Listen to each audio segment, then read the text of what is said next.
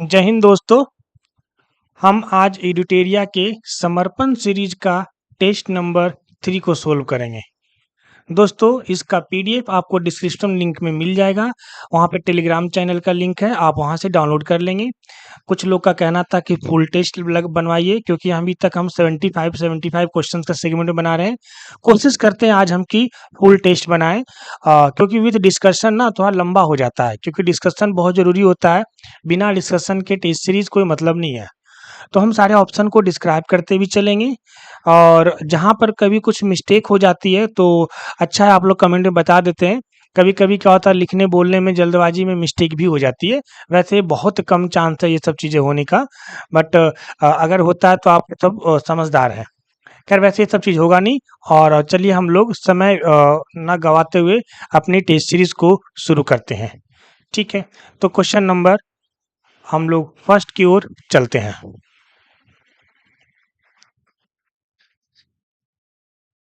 ये है question number first. Question number first कहता है,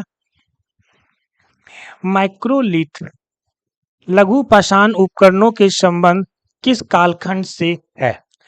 देखिए माइक्रोलिथ जो था ना, ये लघु पाषाण जो है ये मध्य पाषाण काल में आया था।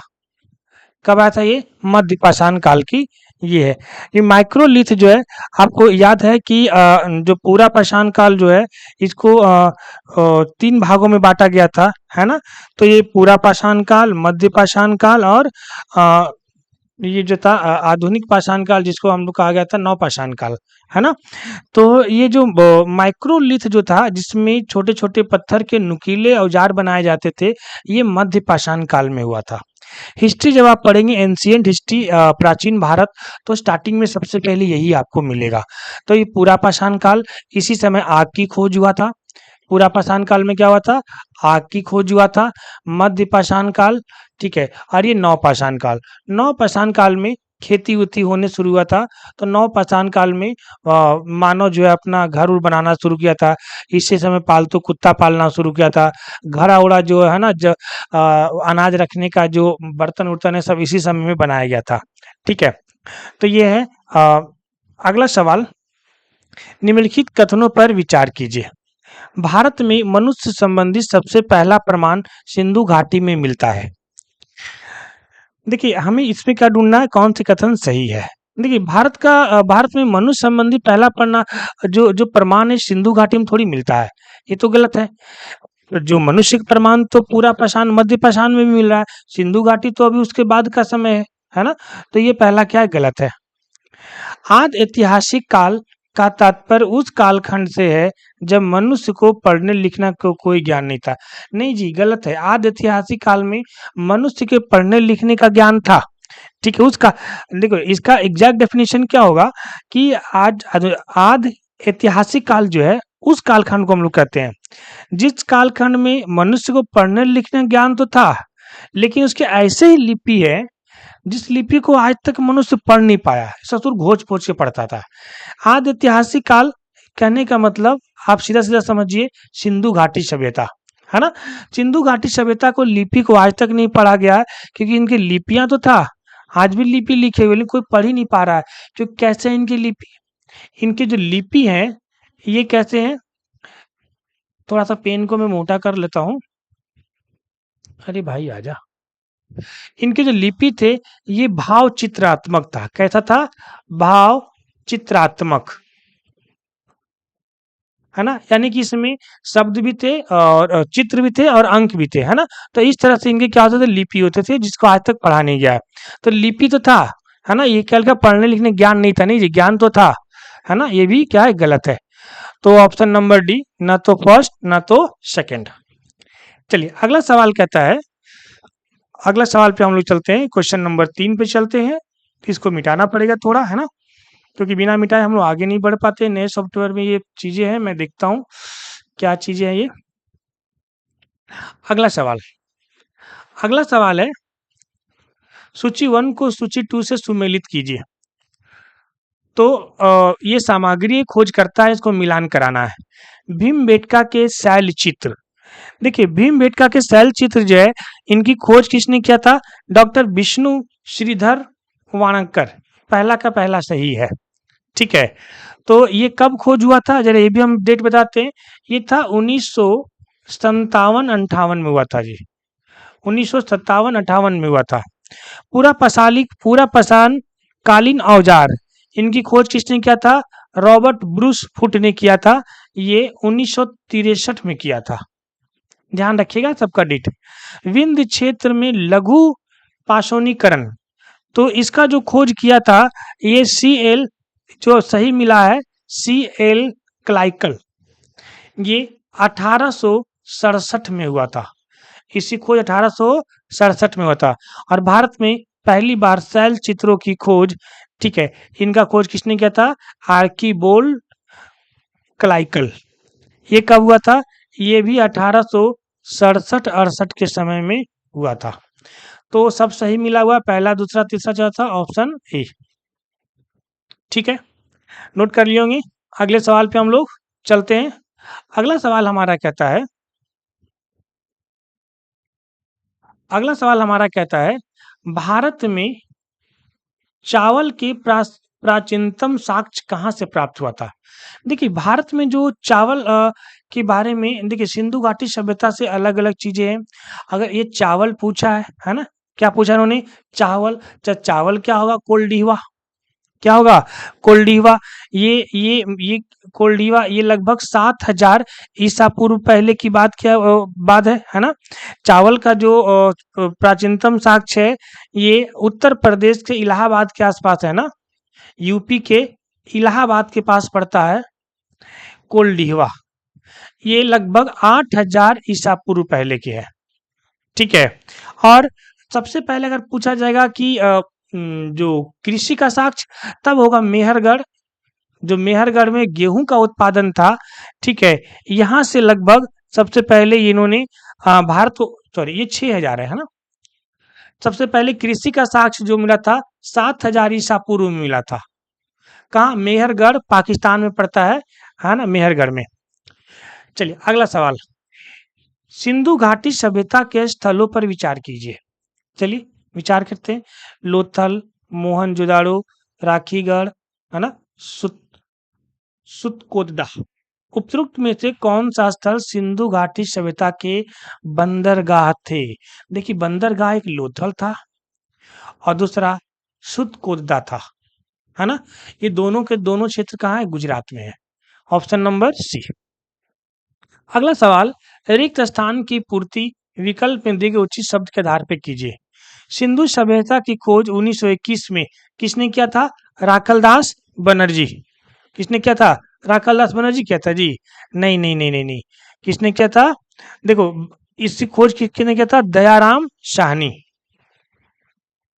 राय बहादुर दयाराम साहनी। ठीक है, ध्यान रखिए। राखलदास बनर्जी किसका खोज किया था? जल्दी बताइए। आप लोगों में कमेंट सेक्शन में जरूर बताइएगा। राखलदास बनर्जी ने मोहनजोदाड़ो का खोज किया था। ठीक है। हाँ, अगला सवाल। अगला सवाल है, सॉरी,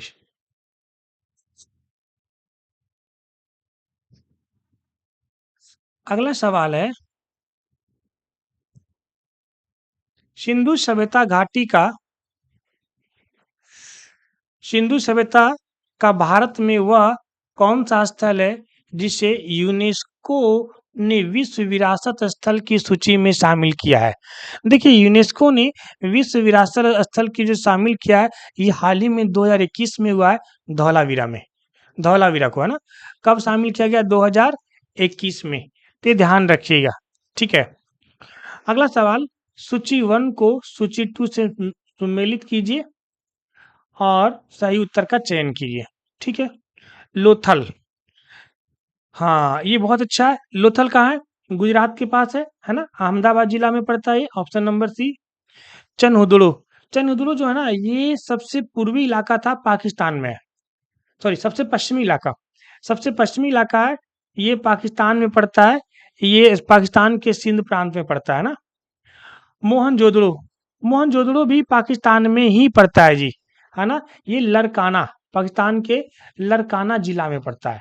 ठीक है। कालीबंगा कहाँ है? राजस्थान में। कालीबंगा कहाँ है? राजस्थान में। पहला का तीसरा, दूसरा का पहला, सी का चौथा, ये ऑप्शन नंबर बी देखिए यहाँ दिख रहा है थोड़ा सा, है ना, यही होगा। ठीक है, अगले सवाल पे चलते हैं हम लोग। अगले सवाल पे चलते हैं हम लोग। अगला सवाल है, कथन वन को कथन टू से, कथन वन दिया है और कारण दिया है ना। कथन वन ये कहता है, सिंधु सभ्यता के लोग संभवतः धान यानी चावल की खेती से परिचित थे। एक बात बताइए, अगर परिचित थे तभी तो इनका साक्ष्य मिला है ना, सही बात है। इस सभ्यता के सभी स्थलों से नहीं नहीं, सभी से थोड़ी नहीं मिला है। कहाँ से मिला है? कोल्डीवा से मिला है। इलाहाबाद के पास जगह कोल्डीवा, वहां से मिला है जी, हर जगह से नहीं मिला है। तो ये दूसरा क्या है? गलत है, यानी कि इसका आंसर क्या हो जाएगा? सी। ए सही है पर आर गलत है। अगला सवाल है, सिंधु सभ्यता के लोग सीसा का आयात किस देश से करते थे? सीसा का आयात जो है किस देश से करते थे? जल्दी से बताइए। आंसर बी, ईरान से करते थे। कहां से करते थे? ईरान से करते थे। चलिए अगले सवाल पे चलते हैं हम लोग। अगले सवाल पे चलते हैं। अगला सवाल कहता है, निम्नलिखित कथनों पर विचार करें। सिंधु सभ्यता के लोग तलवार से परिचित थे। देखिए, सिंधु सभ्यता के लोग जो है ना, वो दो चीजों से परिचित नहीं थे जी। एक तो है तलवार से परिचित नहीं थे, और दूसरा दूसरा जल्दी बताइए। दूसरा आप मुझे कमेंट में करके बताइएगा। एक दो चीजों से परिचित नहीं थे, एक तलवार से परिचित नहीं थे, और किससे परिचित नहीं थे? अगला हमें जरूर कमेंट में बताइएगा। तब तक हम कथन नंबर 2 देखते हैं। पर्दा प्रथा या वेश्यावृत्ति सैंधव सभ्यता में प्रचलित थी। हाँ, ये सही बात है। पर्दा प्रथा और वेश्यावृत्ति यहाँ बहुत ज्यादा था। हड़प्पा से नर्तकी की एक कांच मूर्ति मिली है। नहीं जी, नर्तकी की कांच मूर्ति कहाँ से मिली थी? मोहनजोदाड़ो से मिली थी। कहाँ से मिली थी? मोहनजोदाड़ो से मिली थी। हमने इतिहास में आपको पढ़ाया हूं कि, मैंने यहाँ थोड़ा था स्पेस कम था। सिंधु सभ्यता के लोग घोड़े से परिचित थे। बिल्कुल सही बात है, सिंधु सभ्यता के लोग घोड़े से परिचित थे। ठीक है, तो ऑप्शन नंबर सेकेंड एंड 4 यानी ऑप्शन नंबर सी। अगला सवाल, इसको मिटाना पड़ेगा पहले, है ना, फिर चलते हैं हम लोग नेक्स्ट क्वेश्चन पर। भारत में सर्वप्रथम वैज्ञानिक आधार पर जन भारत की जनसंख्या का प्रजातीय विभेदीकरण करने वाला व्यक्ति कौन थे? व्यक्ति कौन थे? इनका नाम था हर्बर्ट रिशले। हर्बर्ट रिशले। अगला सवाल, मोहनजोदड़ो से एक शिला पर 3 मुख वाले देवता जिसे पशुपतिनाथ कहा गया है की मूर्ति मिली है, जिसके चारों ओर कुछ जानवर विराजमान है। निम्नलिखित में से कौन सा जानवर उसमें शामिल नहीं है? कौन सा शामिल नहीं है? तो यह है शेर। यही शेर है जिससे सिंधु सभ्यता के लोग परिचित नहीं थे। हमने बताया ना, दो दो चीजों से परिचित नहीं थे, एक तलवार और दूसरा शेर। ध्यान रखिएगा ना। अगला सवाल है, हड़प्पा मोहनजोदड़ो की एक ही विस्तृत साम्राज्य की जुड़वा राजधानी थी। उपरोक्त कथन किस विद्वान का कहना है? कहा कि हड़प्पा जो है ना, मोहनजोदड़ो, ये एक जुड़वा राजधानी थी, एक ही साम्राज्य की। तो ये कथन किस विद्वान ने कहा था? इनका नाम है पिगट। क्या नाम है? पिगट। ठीक है, ये अंग्रेज इतिहासकार थे पिगट। ठीक है, इन्हीं का बात ये कहना था। अगला सवाल, अगला सवाल है, आर्य शब्द क्या इंगित करता है? आर्य शब्द क्या इंगित करता है, जरा बताएंगे आप हमें। आर्य शब्द क्या इंगित करता है, जल्दी बताइए। एक भाषा समूह को इंगित करता है। अब देखिए कैसे भाषा समूह को इंगित करता है। भारत में जो है वैदिक सभ्यता के जो प्रणेता थे आर्य थे, यानी जो वैदिक सभ्यता के आप ये कह सकते हैं कि वैदिक सभ्यता के बारे में किसने बताया, यानी उनके प्रणेता कौन थे? आर्य लोग माने जाते हैं। वैदिक सभ्यता कैसी सभ्यता थी? एक ग्रामीण सभ्यता थी।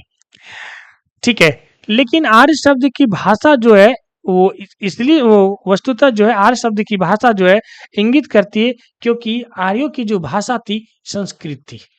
क्या थी? संस्कृत थी। तो इसीलिए आर्य शब्द किसको इंगित करता है? भाषा समूह को। सूची 1 को सूची 2 से मिलान करिए, यानी ऋग्वैदिक देवी देवता है और सूची 2 में उनके संबंध है, जरा मिलाते हैं। ठीक है। उषा। उषा उषा का मतलब होता था प्रगति एवं उत्थान का देवता। अभी बोला जाता है ना उषा उषा काल, मतलब सुबह के समय को उषा काल बोलते हैं ना, यानी कि सुबह में क्या होता है? सूर्य का उगता है, यानी प्रगति होता है, उत्थान होता है। तो प्रगति एवं उत्थान का देवता। अग्नि। अग्नि किसको कहा जाता था? देवता या मनुष्य के बीच को जो मध्यस्थ है उसको क्या बोलते थे? अग्नि। क्या बोलते थे? अग्नि। मारुत, आंधी का देवता मारुत। इंद्र। इंद्र को युद्ध का देवता या वर्षा का देवता कहा जाता था। तो पहला, बी का तीसरा, ऑप्शन नंबर बी। ठीक है। कोई दिक्कत? कोई दिक्कत तो हमें कमेंट में जरूर बताएं। जो भी फ्रेंड सर्कल आपके तैयारी कर रहे हैं उनको भी ये चीजें भेज दें, ताकि उनको भी जो करंट टेस्ट सीरीज है वो भी मिले, उन तक पहुंचे। अगला सवाल कथन 1 है और कारण दे रखा है इन्होंने, यानी रीजनिंग के सवाल है। कथन कहता है ऋग्वैदिक काल में स्त्रियों की सामाजिक दशा बेहतर थी। देखो बात तो सही है, क्योंकि ऋग्वैदिक काल में जो स्त्रियों की जो दशा है वो काफी बेहतर था। क्योंकि ऋग्वेद में देखो ये पहले दूसरा भी कारण देख लेते हैं। कारण क्या है? स्त्रियां शिक्षा ग्रहण कर सकती थी तथा समाज में बाल विवाह एवं पर्दा प्रथन का प्रचलन नहीं था। बिल्कुल सही बात है। ऋग्वैदिक काल में ये भी सही है, यानी ऋग्वैदिक काल में स्त्रियां जो है शिक्षा ग्रहण कर सकती है, समाज में साथ में बैठ सकती है, भाषा वो क्या बोलते हैं सभा में भाग ले सकती है, बाल विवाह नहीं था, पर्दा प्रथा यानी घूंघट का वो प्रचलन नहीं था। इसलिए कह सकते हैं कि ऋग्वैदिक काल में जो स्त्रियों की दशा थी ना, बढ़िया था, है ना, यानी व्याख्या भी इनका क्या है? सही है। ठीक है। अगला सवाल है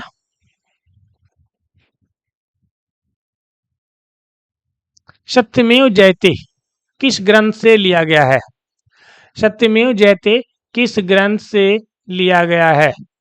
तो सत्यमेव जयते जो है मुंडकोपनिषद, किससे लिया गया है? मुंडकोपनिषद से लिया गया है। दशराज युद्ध की चर्चा कहाँ मिलती है? देखिए दशराज युद्ध की चर्चा हमने आपको बताया था कि ऋग्वेद में मिलता है। कहाँ मिलता है? ऋग्वेद में। तो ऋग्वेद का जो 7वां मंडल है उसमें दशराज युद्ध का मिलता है। दशराज युद्ध के बारे में सवाल आ चुका है, तो आप जब प्रीवियस वीडियो देखेंगे तो वहां पर आपको चीजें मिल जाएंगी। एक ही को बार बार डिस्क्राइब करने में टाइम ज्यादा कंज्यूम होता है। अगला सवाल है निम्नलिखित कथनों पर विचार कीजिए। ऋग्वेद में सरस्वती नदी की सर्वाधिक बार उल्लेख हुआ है। देखिए सरस्वती नदी की नहीं हुआ है, ऋग्वेद में जो है सबसे अधिक जो उल्लेख हुआ है वो सिंधु नदी का हुआ है। किसका हुआ है? सिंधु नदी का हुआ है, सरस्वती का नहीं हुआ जी, है ना। दूसरा कहता है ऋग्वेद में गंगा को सबसे पवित्र नदी माना गया है। नहीं नहीं नहीं नहीं, ये उल्टा दे दिया ना। इस ऋग्वेद में सरस्वती नदी को सबसे पवित्र माना गया है। ठीक है, सरस्वती को पवित्र माना गया है। तो ये क्या दे दिया इन्होंने? गलत दे दिया, दोनों गलत है। कौन कथन सत्य है? कोई भी कथन का सत्य नहीं है। ठीक है। अगला सवाल पे हम लोग चलते हैं, फटाफट हम लोग सवाल देखते हैं। कोशिश करते हैं कि आज हम लोग 150 क्वेश्चन अटेम्प्ट कर ले, क्योंकि 150 क्वेश्चन अटेम्प्ट नहीं कर पा रहे हैं क्योंकि वीडियो लंबा हो जा रहा है, हमें तक कहीं आप बोर ना हो जाए। बट कुछ भाई लोग का कमेंट आया कि नहीं 150 क्वेश्चन बनाइए। चलिए एक 150 क्वेश्चन का वीडियो बनाता हूँ। भारतीय दर्शन की सबसे प्राचीनतम विचारधारा कौन सी मानी जाती है? ये मानी जाती है सांख्य दर्शन। सांख्य दर्शन। ठीक है, तो इस बात को ध्यान रखिएगा। सांख्य दर्शन के प्रतिपादक कौन थे? कपिल मुनि। कौन थे? कपिल मुनि। कपिल मुनि। योग दर्शन के प्रतिपादक कौन थे? पतंजलि। कौन थे? पतंजलि, वही बाबा रामदेव वाला। ठीक है, कौन थे? पतंजलि, है ना। तो ये सब चीजों को ध्यान में रखिएगा। दो का आप हमें कमेंट में करके बताएंगे, मीमांस और वैशेषिक दर्शन। ठीक है। अगला सवाल है, ऋग्वैदिक में उल्लेखित गायत्री मंत्र किस देवी देवता को समर्पित है? तो गायत्री मंत्र किसकी समर्पित है? संविति को। संवित किसकी? गायत्री मंत्र किसको समर्पित है? संवित को, अर्थात सूर्य की देवी। सूर्य की देवी संवित, यानी इसी को कहा गया सावित्री। क्या कहा गया है? सावित्री। तो संवित या इसी को कहा गया है सावित्री को समर्पित है। ठीक है।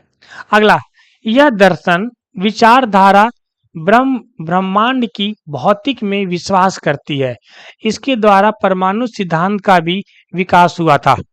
उपरोक्त प्रसंग में कौन सा दर्शन है? देखिए एक बार ध्यान से फिर से पढ़ते हैं हम लोग दर्शन को। कहता है, यह दर्शन विचारधारा ब्रह्मांड की भौतिक में विश्वास करती है। इसके द्वारा परमाणु सिद्धांत का भी विकास हुआ है। देखिए परमाणु सिद्धांत की विकास हुआ है, ये जो है वैशेषिक दर्शन में कहा गया था। किसमें कहा गया था?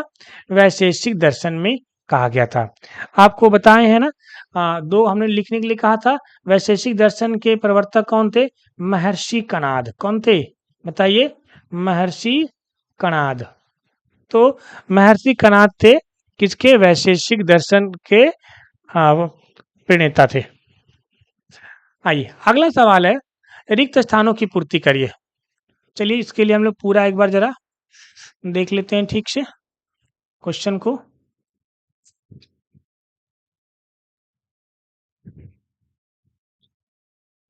ट्वेंटी 24 नंबर सवाल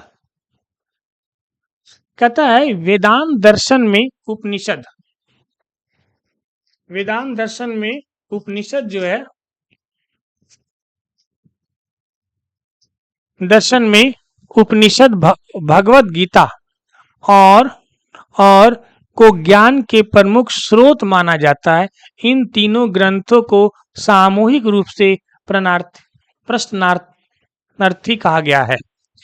इसका किन कौन है जी? पहला एक वेदांत में, वेदांत दर्शन में उपनिषद, भगवत गीता और ब्रह्मसूत्र, ये तीन को ज्ञान का प्रमुख स्रोत माना गया है। ठीक है, तो ध्यान रखिएगा। अगला सवाल, ईस्वी पूर्व 6ठी शताब्दी में चेदी महाजनपद जिसकी राजधानी शक्तिमान थी की पहचान वर्तमान समय में किस क्षेत्र से की जा सकती है? देखिए वर्तमान समय का जो ये बुंदेलखंड है ना, उत्तर प्रदेश और मध्य प्रदेश का जो बॉर्डर है, बुंदेलखंड का एरिया है, ये इसे हम लोग कहते हैं। ठीक है, इसे हम लोग कहते हैं, तो इसको ध्यान में रखिएगा। आइए अगला है, अगला सवाल पे हम लोग चलते हैं फटाफट जल्दी जल्दी। बीच में इंग्लिश वाला है ना? हाँ देखिए मिल गया, मैं खोज ही रहा था इसको, मिल गया सवाल यहाँ पे। ये सूची वन महाजनपद और उसकी राजधानी को मिलाइए। देखिए एकदम बढ़िया से मिलाइएगा, एकदम अच्छे से समझ में आएगा। कौशल, कौशल की राजधानी कहाँ थी? श्रावस्ती। कहाँ थी? श्रावस्ती। अंग, अंग किसके? चंपा। अंग चंपा। मत्स्य, मत्स्य, मत्स्य में कौन आएंगे? विराटनगर। कौन से आएंगे? विराटनगर। ठीक है। कंबोज, कंबोज की राजधानी कहाँ थी? हजरा, राजपुरा, है ना? और ये तक्षशिला एक इन्होंने दे दिया, एक्स्ट्रा दे दिया इन्होंने। ठीक है, दो दिया, एक गिरिव्रज दे दिया है और एक तक्षशिला दे दिया है। ठीक है, दो एक्स्ट्रा दे दिया, तो हमें दोनों एक्स्ट्रा कोई मतलब नहीं है। ठीक है, वैसे मैं बता देता हूँ कि तक्षशिला किसकी थी? कंधार की राजधानी थी। किसकी थी? कंधार। सुने होंगे ना, कंधार, नरेश, शकुनी, ये वही है। गिरिव्रज, गिरिव्रज जो थी ये मगध की राजधानी थी। गिरिव्रज जिसको हम राजगिरा भी कहते हैं, है ना, ये मगध जनपद की राजधानी थी। ठीक है, तो ये हमने सब मिला दिया, यानी पहला का पांचवा, दूसरा का छठा, ऑप्शन नंबर बी। ठीक है, अगला सवाल कहता है, मिटा रहा हूं मैं इसको। अगला सवाल कहता है,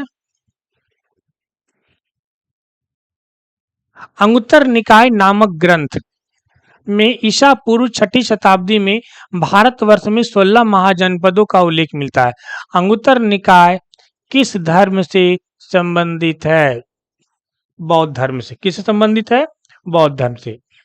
जैन धर्म के 23वें तीर्थंकर पार्श्वनाथ का संबंध कहाँ से है? यानी पार्श्वनाथ कहाँ के रहने वाले थे? तो ये थे काशी। कहाँ के थे? काशी के थे। अगला सवाल है, द्वितीय जैन संगति का आयोजन कब और कहाँ हुआ था? देखिए, जैन संगति कितने हुए? 2 हुए। कितने हुए? 2 हुए। द्वितीय के जो ऑप्शन में लिखा हुआ है, जो जो दूसरा हुआ था वो कब हुआ था? 512 ईस्वी में हुआ था, वल्लभी गुजरात में। 512 ईस्वी में हुआ था, वल्लभी गुजरात में हुआ था। तो ये चीज को ध्यान रखिएगा। पहला कहाँ हुआ था जी? ये 300 ईस्वी पूर्व में हुआ था, ये पाटलिपुत्रा में हुआ था।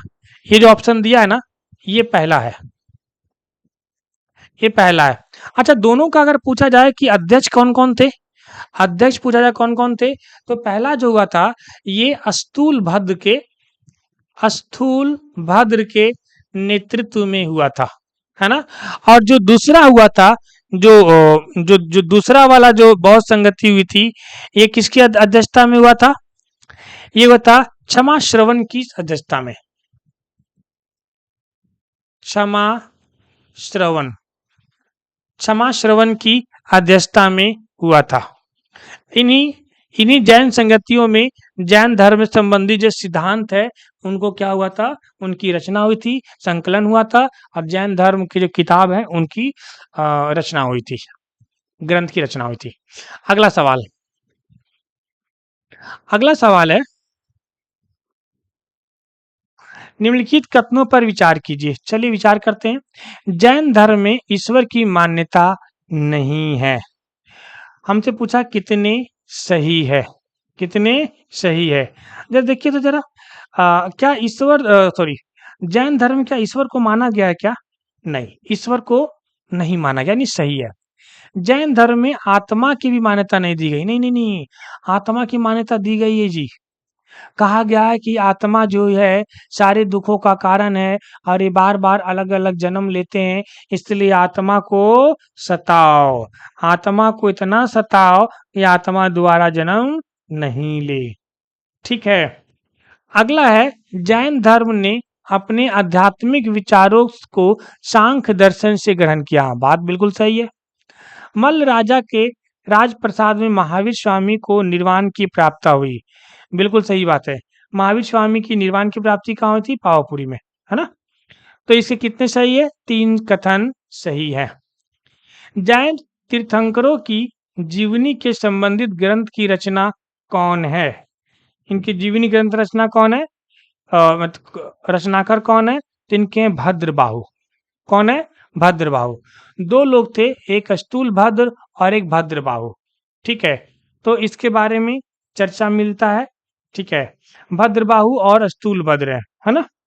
तो जो इनके जो, अच्छा ये भी पूछा जाता है, जो जीवनी ग्रंथ के रचनाकर, तो ये जो ग्रंथ है, ग्रंथ का नाम क्या है? ग्रंथ का नाम है कल्पसूत्र। क्या नाम है? कल्पसूत्र। कल्पसूत्र। तो ये ध्यान में रखिएगा। ठीक है, अगले सवाल पे हम लोग चलते हैं।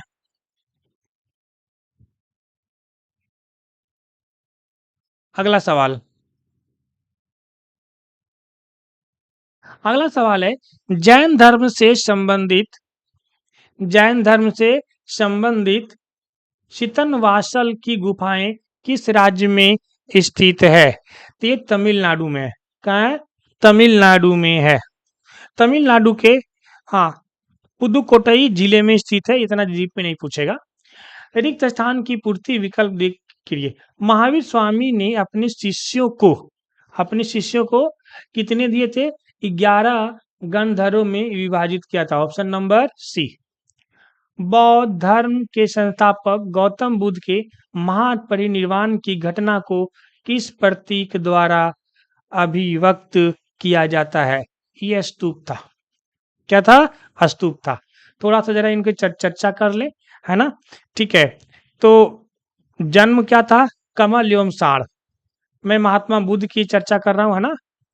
महात्मा बुद्ध की चर्चा कर रहा हूँ, इधर लाइनिंग खींच के। जन्म, जन्म क्या था? जन्म कमल और ठीक है, जन्म था कमल। साढ़ हम लोग जवानी को बोलते हैं ना, जवानी किसका प्रतीक था? युवावस्था, साढ़ को, साढ़ को। ठीक है, गिरा त्याग घोड़ा, गिरा त्याग घोड़ा, गिरा त्याग घोड़ा। प्रथम उपदेश धर्म चक्र परिवर्तन, है ना? प्रथम उपदेश, प्रथम उपदेश धर्म चक्र परिवर्तन, धर्म चक्र परिवर्तन। ठीक है, हाँ। निर्वाण पद चिन्ह, पद चिन्ह जो है क्या है? निर्वाण था। क्या था ये? निर्वाण। ठीक है, और महापरिनिर्वाण मृत्यु स्तूप, है ना? ज्ञान की, ज्ञान पीपल, बोधि वृक्ष, है ना? ये क्या था? ज्ञान। पीपल क्या है? ज्ञान की संकेत है। कमल क्या है? जन्म का संकेत है ना? ये सारे चीजों को भगवान बुद्ध से रिलेटेड है, तो इनको ध्यान में रखिएगा। ठीक है, अगला सवाल, अगला सवाल पे जाने से पहले मैं इसको मिटा देता हूं, आप लोग वीडियो पॉज करके समझ लीजिएगा, है ना? अगला सवाल, गौतम बुद्ध ने अपने प्रथम उपदेश कहाँ पर दिया था? सारनाथ में दिए थे। कहाँ दिए थे? सारनाथ में। कितने लोग दिए थे? कितने लोग दिए थे? जल्दी बताइए, जल्दी बताइए। अपने अनुयायियों को दिए थे, यानी 6 लोगों को दिए थे। कितने दिए थे? अपने अनुयायियों को दिए थे, 6 लोगों को दिए थे। किस भाषा में दिए थे? पाली भाषा में दिए थे। ठीक है, और इनके प्रथम उपदेश को क्या कहा गया था? धर्म चक्र परिवर्तन। बौद्ध धर्म से जुड़ा महत्वपूर्ण मठ रूमटेक किस राज्य में स्थित है? ये सिक्किम में है। कहाँ है? सिक्किम में है। अगला सवाल, ये मिलान करने वाला है, मिलान करते हैं ना, मिलान करने वाला है, मिलान करने वाला है। बोधि मंडा मठ, बोधि मंडा मठ कहाँ है? बिहार में है। बिहार में कहाँ है जी? बोध गया में। कहाँ है? बोध गया में। तवांग मठ, तवांग मठ कहाँ है? अरुणाचल प्रदेश में। नामग्याल मठ, नामग्याल मठ कहाँ है? हिमाचल प्रदेश में। ठीक से मठ, ठीक से मठ कहाँ है? लद्दाख में। यानी 1 2 3 4, 1 2 3 4, 1 2 3 4 मिला लीजिएगा। मैं मिटा के चल रहा हूँ आगे, है ना? तो आप मिलाइएगा। 1 2 3 4 दिखा आपको? हाँ, दिख गया। 1 2 3 4, ऑप्शन नंबर ए। उत्तर वैदिक काल में निष्क और शतमान क्या थे? निष्क और शतमान क्या थे? जल्दी बताइए। निष्क और शतमान क्या थे? जल्दी बताइए। मुद्रा था। क्या था? मुद्रा था। उत्तर वैदिक, देखो वैदिक का जो वैदिक काल है, ये मैं थोड़ा सा चर्चा कर देता हूँ। वैदिक काल, वैदिक काल जो है, ये दो भागों में था, है ना? एक था ऋग वैदिक काल, ऋग वैदिक काल, और दूसरा था उत्तर वैदिक काल। दूसरा क्या था? उत्तर वैदिक काल।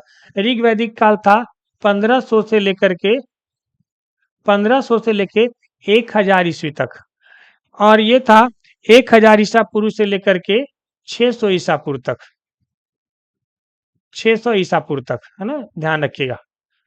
तो उत्तर वैदिक काल 1000 ईसा पूर्व से लेकर के 600 ईसा पूर्व तक था। मैं ठीक से इसको लिख देता हूँ। 1000 से 600 ईसा पूर्व तक था। ठीक है, इसमें निष्क और शतमान क्या थे? मुद्रा थे। चलिए अगले सवाल पे चलते हैं। अगला सवाल हमारा है, डिस्प्ले हो जा भाई, हो गया डिस्प्ले। अगला सवाल है, निम्नलिखित कथनों पर विचार कीजिए। अनिश्वरवाद के संबंध में बौद्ध धर्म एवं जैन धर्म में समानता है। अनिश्वरवाद का मतलब होता है, अनिश्वरवाद का मतलब होता है कि दोनों में ये कहा गया कि धर्म ईश्वर के अस्तित्व को नकारते हैं, यानी कि धर्म और ईश्वर दोनों है ही नहीं। ठीक है, तो सही बात है, सत्य सत्य कथन सुनना में, है ना? पाली त्रिपिटक ग्रंथों को पहली शताब्दी ईसा पूर्व में श्रीलंका के शासक वत्वगामिनी की देखरेख में पहली बार लिपिबद्ध किया गया था। बिल्कुल सही बात है, दोनों सही है, ऑप्शन नंबर सी। अगला सवाल, शैव मत का सबसे पुराना संप्रदाय किसे माना गया है? तो ये माना गया है पशुपत को। किसको माना गया है? पशुपत को। देखिए शैव मत जो है अनेक संप्रदायों में विभक्त था। ठीक है, वामन पुराण में शैव संप्रदाय की संख्या 4 बताई गई है। पशुपत, कपालित, कालामुख, लिंगायत। लिख दूं क्या? लिख दूं क्या? हाँ मैं थोड़ा लिख देता हूँ, है ना। शैव मत को जो है कितने बताई गई है? शैव संप्रदाय की संख्या 4 बताई गई है। इनकी 4 संख्या बताई गई है। पहला क्या था? इनकी जो पहला था पाशुपत। क्या था? पाशुपत। दूसरा था कपालिक। क्या था? कपालिक। आप नोट डाउन करते चलिए अपने नोटबुक पर। तीसरा क्या था? जल्दी बताइए। तीसरा था कालामुख। क्या था? कालामुख। और आप चौथा था लिंगायत। चौथा क्या था? लिंगायत। तो ये चारों जो है आप नोट डाउन कर लीजिएगा। अगला सवाल है, शैव धर्म से संबंधित किस ग्रंथ को 5वां वेद के नाम से जाना जाता है? तो ये जो है आपका तिरुतुरंदम पुराणम, इसे क्या कहते हैं हम लोग? 5वां वेद के नाम से जानते हैं। तो ये ध्यान में रखिएगा। ये सब जो है बीपीएससी पूछ सकता है, मतलब पूछा नहीं है, पूछ सकता है, तो ये ध्यान में रखिएगा। अगला सवाल,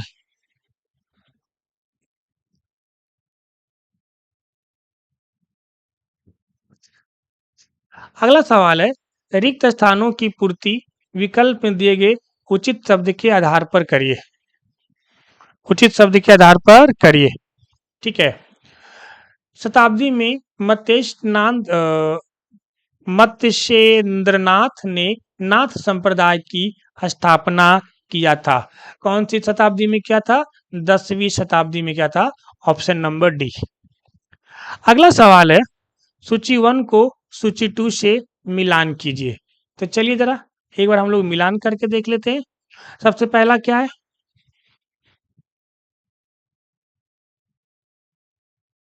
हम्म सूची 1 में क्या आचार्य है, सूची 2 में मत है। ठीक है, आनंद तीर्थ। आनंद तीर्थ ये क्या थे? द्वैत। ये द्वैत संप्रदाय को मानते थे। वल्लभाचार्य, वल्लभाचार्य शुद्धाद्वैतवाद, शुद्धाद्वैतवाद। रामानुज विशिष्ट द्वैतवाद। निम्बकाचार्य द्वैताद्वैत। सॉरी, वल्लभाचार्य को हम गलत मिला दिए क्या जी? वल्लभाचार्य क्या थे? शुद्धाद्वैतवाद। निम्बकाचार्य थे द्वैताद्वैतवाद। ठीक है, तो ये ध्यान में रखिएगा। देखो याद कैसे करना है ना, निम्बकाचार्य। ठीक है, निम्बकाचार्य, तो नींबू को कितने भाग बांटना? 4 भाग में बांटना। निम्बकाचार्य, नींबू को 4 भाग में। तो द्वैताद्वैत नहीं लग रहा? द्वैताद्वैत, 2 2 4। ठीक है, रामानुज, रामानुज जो थे एक विशिष्ट आदमी थे, तो विशिष्टाद्वैत। ठीक है, वल्लभाचार्य। ठीक है, जो वल्लभ भाई पटेल एकदम शुद्ध आदमी थे। कैसे थे? शुद्ध आदमी थे, तो याद रखिएगा। ठीक है, आनंद तीर्थ द्वैत, बाकी ऑटोमेटिक ही याद हो जाएगा द्वैत। ऑप्शन ए का क्या है? तीसरा, बी का पहला, सी का चौथा, ऑप्शन नंबर सी। चलिए, वैष्णव धर्म के प्रवर्तक कृष्ण का सर्वप्रथम उल्लेख कहाँ मिलता है? वैष्णव धर्म के प्रवर्तक कृष्ण का सर्वप्रथम उल्लेख कहाँ मिलता है? तो कहाँ मिलता है जी? इसका मिलता है छांदोग्य उपनिषद में। तो ये ध्यान रखिएगा, छांदोई उपनिषद में। चलिए अगले सवाल पे चलते हैं हम लोग।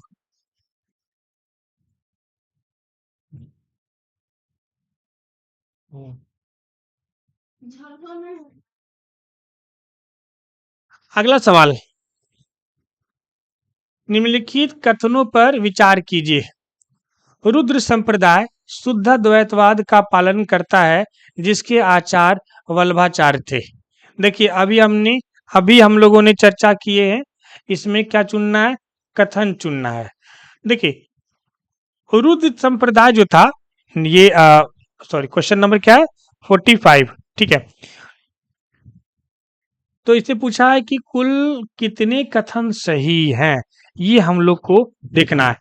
तो रुद्र संप्रदाय जो था वो शुद्धाद्वैतवाद का पालन करता था, और अभी बताया शुद्धाद्वैतवाद के प्रतिपादक कौन थे, वल्लभाचार्य। कहा था ना वल्लभ भाई पटेल शुद्ध थे, पहला सही है, ठीक है। दूसरा, अंकोर वाट का मंदिर म्यांमार में, नहीं जी गलत है। अंकोर वाट का मंदिर कंबोडिया में है। कहाँ है, कंबोडिया, कंबोडिया। ये अंकोर वाट का मंदिर किस देवता को समर्पित है, भगवान विष्णु को समर्पित है।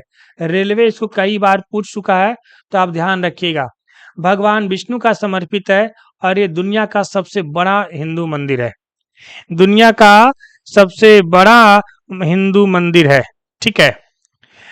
तो इस यहीं पर मैं लिख देता हूँ, क्योंकि एक चीज मैं और लिखूंगा, दुनिया का सबसे बड़ा हिंदू मंदिर है। इसको किसने बनाया था, तो इसको राजा सूर्यवर्मा द्वितीय, किसने बनाया था, राजा सूर्यवर्मा द्वितीय ने बनाया था।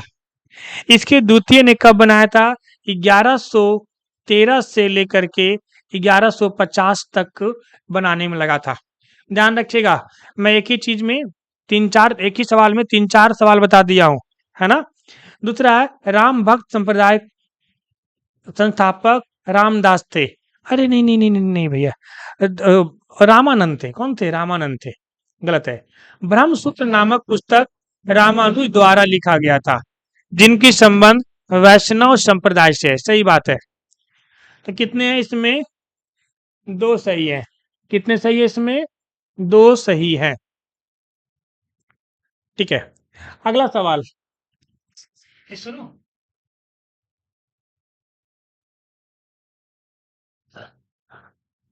अगला सवाल है, निम्नलिखित कथनों पर विचार कीजिए।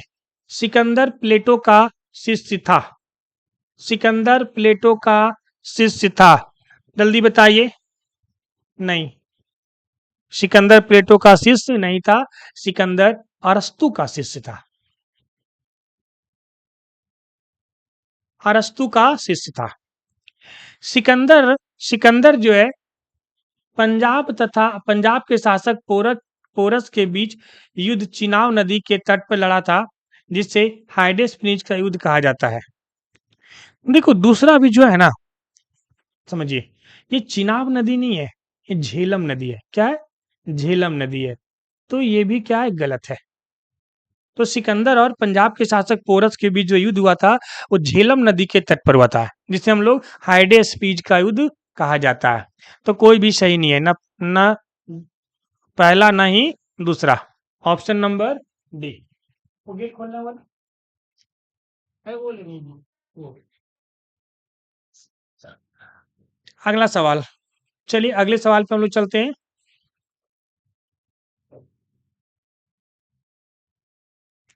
अगले सवाल पे हम लोग चलते हैं।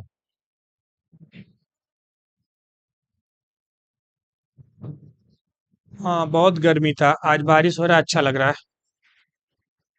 अगला सवाल है, सिकंदर की सेना ने किस नदी को पार करने से इनकार कर दिया था, जिसके कारण सिकंदर ने अपने भारत अभियान को बीच में छोड़कर वापस लौट गया था। कौन सा नदी था, ब्यास नदी था।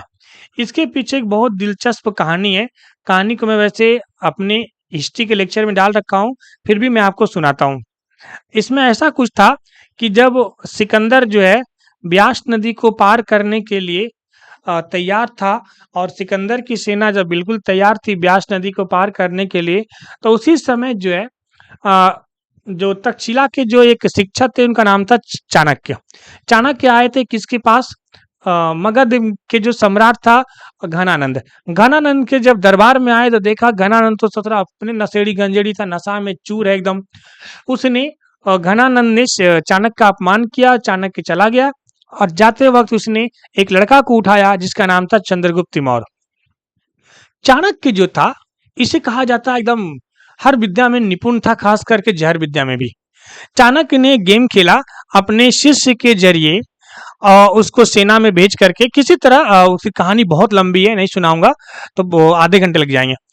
तो ये उसके सैनिकों को समझाने में, सिकंदर के सैनिकों को समझाने में कामयाब हो गया कि देखो ये जो भारत की जो धरती है, ब्यास नदी को पार करोगे उधर पवित्र धरती है, पूर्वजों की धरती है, वहां से पहले परमिशन लेना पड़ता है, युद्ध के नाम से जो जाता है वो मतलब उन मन अफवाह फैला दिया।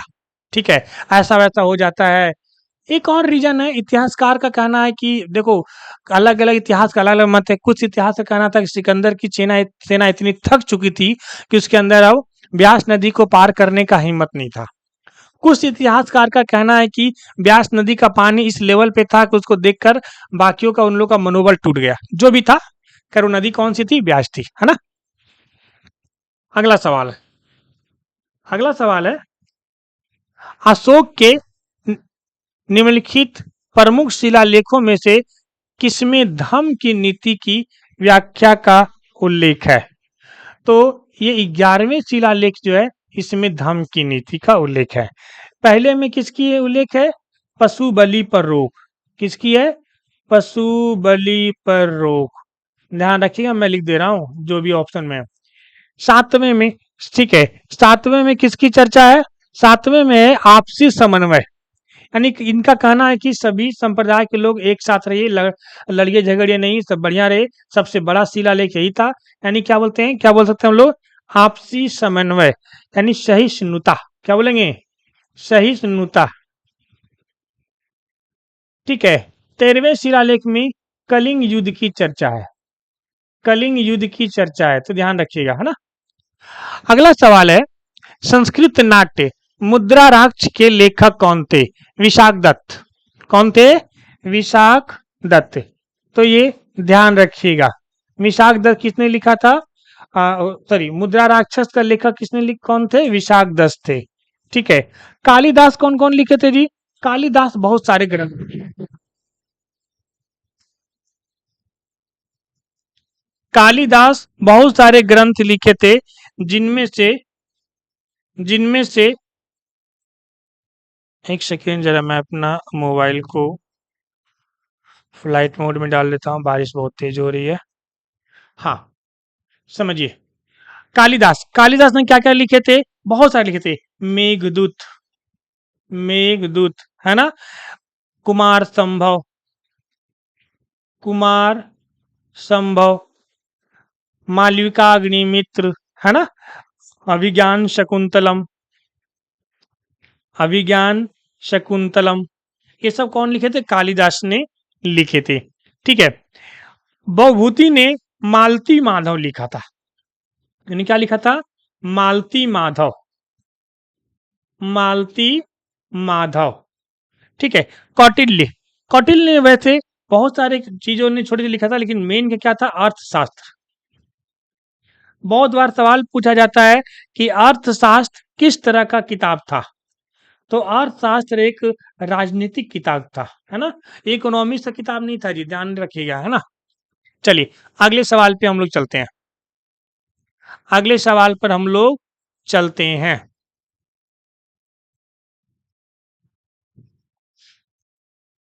सूची 1 को सूची 2 से मिलान कीजिए। मिलान करते हैं हम लोग। समाहर्ता, समाहर्ता किसे कहा जाता था? जल्दी जल्दी बताइए। समाहर्ता कहते थे जो राजस्व संग्रह करता था, क्या बोलते थे? समाहर्ता। ठीक है। राष्ट्रपाल, राष्ट्रपाल, तो राष्ट्रपाल जो होता था, इसे किसी प्रांत के वायसराय को क्या बोलते थे? राष्ट्रपाल। अभी से कहा जाता है राज्यपाल, है ना। युक्त, सॉरी, गोपा, गोपा थे खातों के लिए जिम्मेदार। जो खाता देखता था क्या बोलते थे? गोपा। युक्ता, जो अधीनस्थ राजस्व अधिकारी होता था, क्या बोलते थे? युक्ता। तीसरा, चौथा, पहला, दूसरा, ऑप्शन नंबर ए।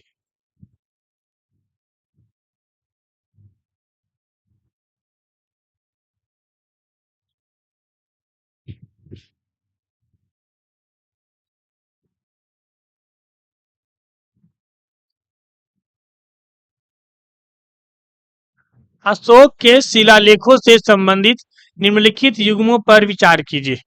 नाम और ये शिलालेख है ना, नाम और शिलालेख। अशोक का भाब्रू शिलालेख, बैराट, सॉरी क्वेश्चन है अशोक के शिलालेख के संबंधित निम्नलिखित युग्मों पर विचार कीजिए। नाम, शिलालेख। अच्छा, कौन सा जोड़ा सही ढंग से मेल खाता है? करेक्ट करेक्ट करेक्ट, ठीक है ठीक है ठीक है। देखिए, अशोक का जो भाब्रू शिलालेख था, बैराट शिलालेख, नहीं नहीं नहीं, ये गलत है जी। ठीक है, ये भाब्रू शिलालेख में प्रियदर्शी लिखा हुआ था नाम। अशोक सम्राट नहीं लिखा था, क्या लिखा था? प्रियदर्शी। गलत है। ठीक है, दूसरा है आपका प्रियदर्शी राजा बराबर की गुफा में। हाँ, बराबर की गुफा में जो लघु वाला था उसमें प्रियदर्शी लिखा हुआ था। ये सिर्फ दूसरा होगा, ऑप्शन नंबर बी। अगला सवाल है, ताम्रलिप्ति बंदरगाह निम्नलिखित में से किस क्षेत्र में स्थित है? तो ये किस क्षेत्र में स्थित है? बंगाल में। अगला सवाल है, अजातशत्रु निम्नलिखित में से किस राजवंश से संबंधित था? तो ये किसका था? बिंबिसार का बेटा था, हर्यंक वंश। बिंबिसार का बेटा था हर्यंक वंश।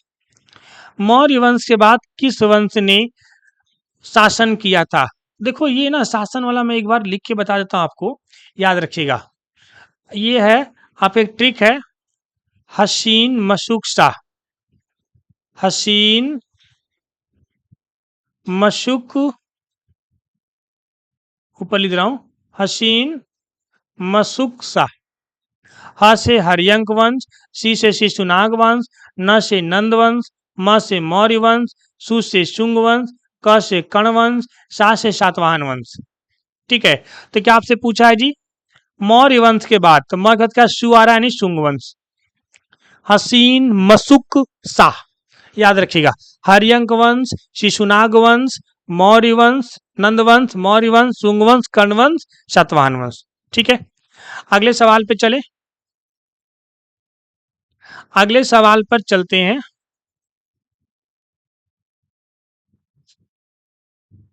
सवाल है, मध्यमा मध्यमा प्रतिपदा की अवधारणा किस दर्शन से संबंधित है? किस दर्शन से संबंधित है? ये आपका बौद्ध दर्शन। किससे है? बौद्ध दर्शन से है। ठीक है, अगला सवाल है, बौद्ध परिषद के बारे में निम्नलिखित कथनों पर विचार करें। चलिए विचार करते हैं। प्रथम बौद्ध संगति कहाँ हुआ था? हाँ, किसके नेतृत्व में हुआ था? मोगलीपुत्र तिष्के। सही बात है। हाय, नहीं नहीं नहीं, महाकश्यप थे। कौन थे? महाकश्यप। गलत है। तृतीय बौद्ध संगति महाकश्यप नहीं, उल्टा कर दिया है जी, तभी तुम देख रहे हैं, उल्टा कर दिया है। गलत कथन सुनना है। कौन गलत है? दोनों गलत है, पहला और दूसरा दोनों गलत है। बौद्ध संगति कितने हुए थे? 4 बौद्ध संगति हुए थे, है ना। तो अब यहाँ 4 बौद्ध संगति हुए थे। पहला कहाँ हुआ था? पहला हुआ था राजगीरा में, दूसरा वैशाली में, तीसरा पाटलिपुत्रा में और चौथा कश्मीर में हुआ था, कुंडलवन में। अगला है 57 नंबर, बौद्ध ग्रंथ मिलिंद पहो मूलतः किस भाषा में लिखा गया था? ये पाली भाषा में लिखा गया था। मिलिंद पहो में किसकी किसकी चर्चा है जी? हमने चर्चा किया था, है ना। तो एक थे मिलिंद यूनानी शासक, और बौद्ध संघ संत जो थे नागसेन। यानी इसमें मिलिंद यूनानी शासक मिलिंद और बौद्ध जो संत थे उनका नाम क्या था? नागसेन।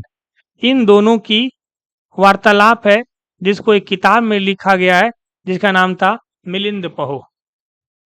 निम्नलिखित में से किस ग्रंथ में पुष्यमित्र शुंग और बौद्ध भिक्षुओं के बीच संघर्ष का उल्लेख है? किसमें संघर्ष का उल्लेख है? दिव्यावदान। दिव्यावदान। ठीक है, अगला सवाल। अगला सवाल पे चलते हैं। आज भी हम लोग 75 क्वेश्चन ही करेंगे, मतलब एक सेशन में, क्योंकि थोड़ा सा हमें भी रेस्ट की जरूरत होता है। पानी वानी पी लेंगे, उसके बाद फिर हम दूसरा बनाएंगे वीडियो, लेकिन आपको तुरंत मिल जाएगा दूसरा वाला भी, तो घबराने की जरूरत नहीं है। आइए, ये पुष्यमित्र बौद्ध भिक्षु के बीच संघर्ष का उल्लेख किसमें है? अभी आपको बताया, ठीक है, दिव्यावदान में। पुष्यमित्र शुंग और बौद्ध भिक्षु। कर्ण वंश, मिलिंद पौ में मिलिंद का है ना, याद रखिएगा। कर्ण वंश का संस्थापक कौन था? कर्ण वंश संस्थापक कौन था? Vasudeva Karna. Vasudeva Karna. Option number A. Option number A. अगला सवाल है, रुद्रदामन प्रथम के जूनागढ़ शिलालेख में निम्नलिखित में से किस मौर्य राजा का उल्लेख था? चंद्रगुप्त मौर्य का उल्लेख था। देखिए, एक रुद्रदामन कौन था? शक शासक था। शकों का सबसे कहते दमदार शासक कौन था? रुद्र था, रुद्रदामन। तो शकों का शक शासक रुद्रदामन जो है, एक गुजरात के क्षेत्र में जब घूम रहा था तो उसको एक झील मिला। ठीक है, एक झील मिला। एक झील का नाम बताएंगे आप लोग? झील का नाम आप लोग बताएंगे? ठीक है, आप लोग हमें कमेंट में बताइएगा। बहुत ही प्रसिद्ध झील है, उस झील का नाम बताइएगा। सुदर्शन झील। क्या नाम है? सुदर्शन झील। उसको सुदर्शन झील मिला। जब लोगों से उसने बात किया तो लोगों ने बताया कि यह झील जो है बहुत पुराना है, और आज के पहले एक बहुत साल पहले एक शासक हुआ करते थे जिनका नाम था चंद्रगुप्त मौर्य। तब रुद्रदामन ने उस झील के किनारे जूनागढ़ में अभिलेख शिलालेख लिखवाया और उसमें झील की चर्चा किया, और उसी झील के बारे में चंद्रगुप्त मौर्य के बारे में भी लिखा था। आइए, अच्छा जरा जूनागढ़ शिलालेख के बारे में कुछ थोड़ा चर्चा कर लेते हैं। कभी कभी पूछ लेता है, यह किस भाषा में लिखा था? संस्कृत भाषा में लिखा था। किस में लिखा था? संस्कृत भाषा में लिखा हुआ था। और ये संस्कृत का सबसे पुराना शिलालेख था। ठीक है, यह पहला शिलालेख, ठीक है, अशोक के शिलालेख के बारे में बताता है। ये वही शिलालेख था जो अशोक के शिलालेख के बारे में भी बताता है। ठीक है, आइए अगला सवाल, किस शासक के शासनकाल में सेंट थॉमस ईसाई धर्म का प्रचार करने के लिए भारत आए थे? तो ये जब पार्थियन जब शासक कर रहे थे, है ना, पार्थियन राजा गोंडोफिनिस के समय में आए थे भारत, और उन्होंने ईसाई धर्म के प्रचार के लिए उन्होंने अपना परमिशन मांगा था। चलिए अगला सवाल,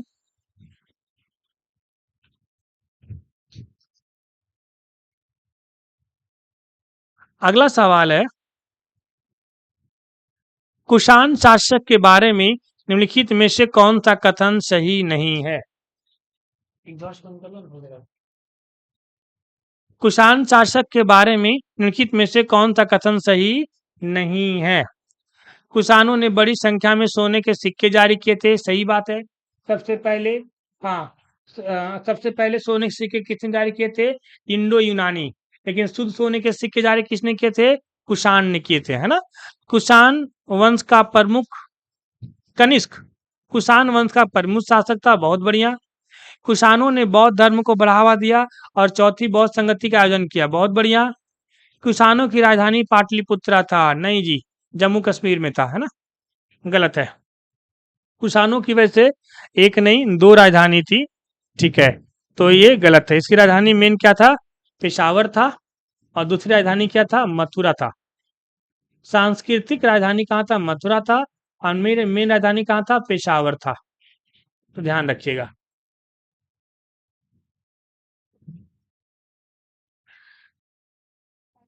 कला विद्यालयों और शक राजवंशों के संबंध निम्नलिखित युगों पर विचार करिए। ठीक है, अमरावती कला विद्यालय शक कुषाण वंश से संबंधित है।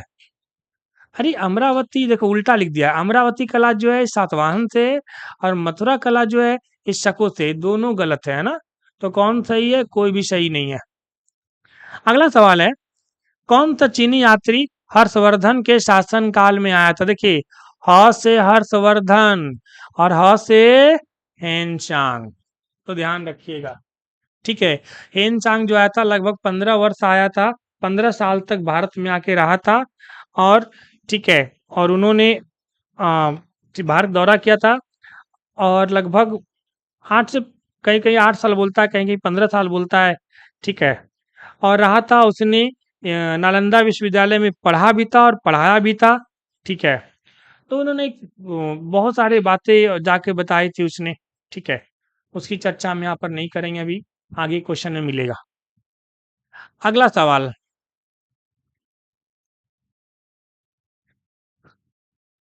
अगला सवाल है,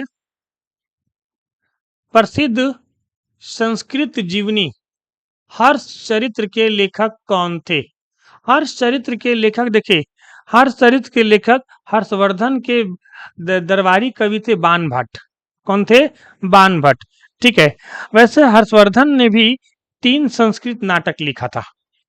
हर्षवर्धन के किताब कभी कोई पूछ देता है तो ध्यान रखिएगा, इन्होंने भी 3 किताबें लिखा था। कौन कौन 3 किताबें लिखा था जी? एक नागनंद रत्नावली प्रियदर्शिका, नागनंद रत्नावली प्रियदर्शिका, प्रियदर्शिका। ठीक है, तो ये ध्यान रखिएगा। विशाख दत्त का बताया हुआ ही है, मुद्राराक्ष है ना, कालिदास का बताया हुआ है ही है, मेघ मेघदूतम, मालविका अग्निमित्र है ना, ये सारी चीजें कौन लिखा था? हाँ, ये सारे लिखे थे अभिज्ञान शकुंतलम, ये सब कालिदास लिखे थे। 66 निम्नलिखित युग्मों पर विचार करें। मौर्यकालीन प्रशासनिक इकाई और इसके प्रमुख। ठीक है, चक्र को हम लोग प्रांत भी कहते हैं ना, क्या बोलते हैं? प्रांत। तो जो प्रांत था, इसके सिर को हम लोग क्या प्रमुख, यानी कि प्रमुख को क्या बोलते थे हम लोग? कुमार बोलते थे या राष्ट्रपाल बोलते थे। सही बात है। ग्राम के जो प्रमुख थे उनको क्या बोलते थे? ग्राम के प्रमुख को ग्रामिक कहा जाता था। सही बात है। संग्रह यानी 10 गांवों के समूह को संग्रह कहते थे और इसको प्रमुख के गोपा कहते थे। ठीक है। और आहार जो होता था, ये आहार जो होता था जिसको जिला कहते थे, इनके प्रमुख को प्रादेशिक कहते थे। आहार मतलब जिला,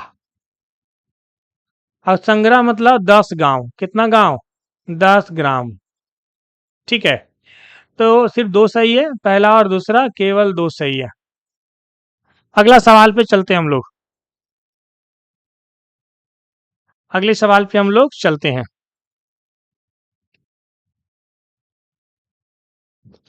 अगला सवाल है, निम्नलिखित कथनों पर विचार करें। कथनों पर विचार करें। मगध क्षेत्र लौह भंडार में सबसे समृद्ध था। कृषि को बढ़ावा देने और विशाल सेना को भोजन उपलब्ध कराने के लिए घने जंगलों को साफ करने हेतु लोहे के औजार का इस्तेमाल हथियारों के रूप में किया जाता था। बात तो सही लिखा है, बिल्कुल सही बात है। मगध क्षेत्र में लौह का बहुत बड़ा भंडार था, तो कृषि को बढ़ावा देने के लिए उसने लोहे का उसने औजार बनाया, और फिर ताकि वो ज्यादा बढ़िया होता था, है ना।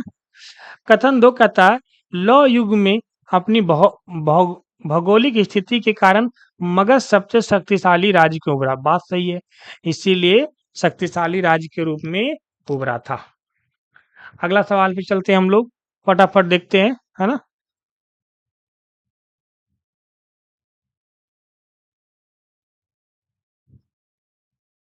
गुप्त के संदर्भ में निम्नलिखित में से कौन सा कथन सही है? चलिए देखते हैं।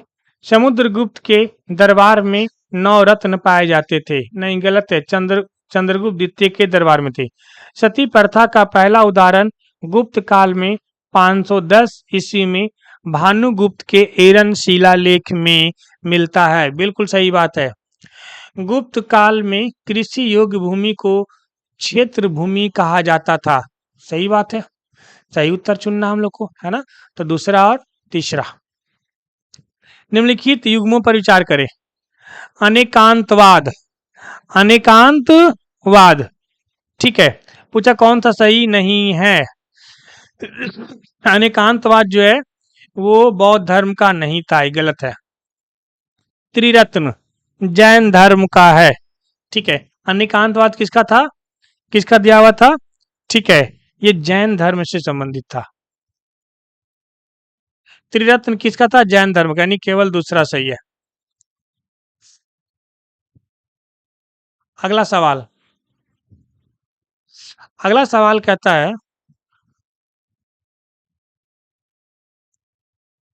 अगला सवाल कहता है, निम्नलिखित में से कौन सा स्थल सिंधु सभ्यता का सबसे बड़ा भारतीय स्थल है? सबसे बड़ा भारतीय स्थल है। ठीक है, इसका आंसर है बी, राखी गढ़ी। बी, राखी गढ़ी। अगला सवाल है, सातवाहन किस प्रकार के सिक्के जारी करने के लिए जाने जाते थे? ये ज्यादातर सीसा के और तांबा के सिक्का जारी करते थे जी। इसके सीसा का ज्यादा मिले, लेकिन सीसा तांबा दोनों जारी करते थे। निम्नलिखित गुप्त शासकों को कालानुक्रमिक अवस्था में अरेंज करें। चंद्रगुप्त द्वितीय। चंद्रगुप्त द्वितीय। देखिए, अब ध्यान से समझिएगा थोड़ा थोड़ा। चंद्रगुप्त द्वितीय का जो कार्यकाल है, ये इनका कब से कब तक है? 380 से 414 ईस्वी तक इन्होंने विक्रमादित्य की उपाधि लिए थे। चंद्रगुप्त द्वितीय के बाद कौन आए थे? कुमारगुप्त। कौन आए थे? कुमारगुप्त। 415 से लेकर के 455 तक इन्होंने शासन किए थे। समुद्रगुप्त, ठीक है, समुद्रगुप्त जो है, ये 335 से 380 तक इन्होंने शासन किया था जी। 335 सॉरी 335 से 335 से लेके 380 तक इन्होंने शासन किया था। रामगुप्त ज्यादा दिन तक उसने नहीं किया था, ठीक है, क्योंकि रामगुप्त को जब वो शिक्षा संभाला था, सॉरी सत्ता संभाला था, तब फिर उसको क्या कर दिया था? तुरंत उसको मार दिया था, ठीक है। हाँ, तो रामगुप्त समुद्रगुप्त के बाद रामगुप्त आया। रामगुप्त ने 4 दिन तक नहीं संभाल पाया, यानी इसके बाद रामगुप्त तुरंत आएगा। सबसे पहले तीसरा, है ना, मिलाते जरा। सबसे पहले तीसरा, तीसरा के बाद चौथा, चौथा के बाद तीसरा, चौथा, पहला, दूसरा, ऐसे होना चाहिए ना। तीसरा, चौथा, पहला, दूसरा। देखते हैं ऑप्शन, मिटा रहा हूं क्योंकि ना, तीसरा, चौथा, पहला, दूसरा, कौन सा है भाई? तीसरा, चौथा, पहला, दूसरा, ये वाला है ना, ठीक है। अगला सवाल है, अगला सवाल है, निम्नलिखित निम्नलिखित प्रकार के सिक्के जारी किए गए। गजरोही प्रकार, खड़गधारी प्रकार, खंग निहित प्रकार, कार्तिकेय प्रकार, अपरघित, अप्रतिघत मुद्रा प्रकार।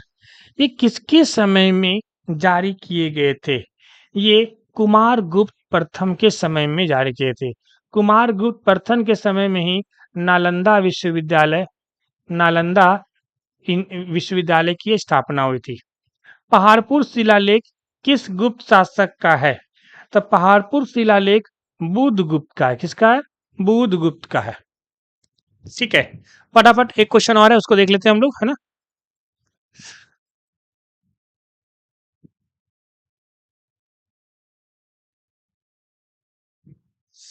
ये है,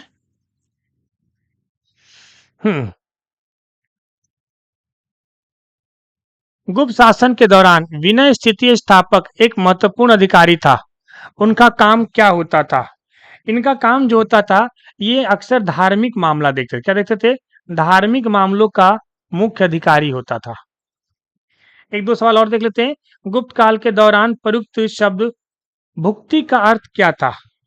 भुक्ति का जो अर्थ होता था, ये उपरिका होता था। क्या होता था? उप सॉरी भुक्ति का जो अर्थ होता था, उपरिका होता था, यानी कि ये प्रशासनिक इकाई जो होता था, ये भुक्ति का मतलब होता था। सती का पहला साक्ष्य किस काल में मिलता है? अभी बताया थे गुप्त काल में मिलता है ना। तो आज तक अभी इस सेशन में इतना ही। अगले सेशन में इसके बाद के क्वेश्चन अपलोड करूंगा। हमें कमेंट जरूर करेंगे और शेयर जरूर कर दें अपने दोस्तों को। फिर मिलते हैं, तब तक के लिए अपना ध्यान रखिए। जय हिंद।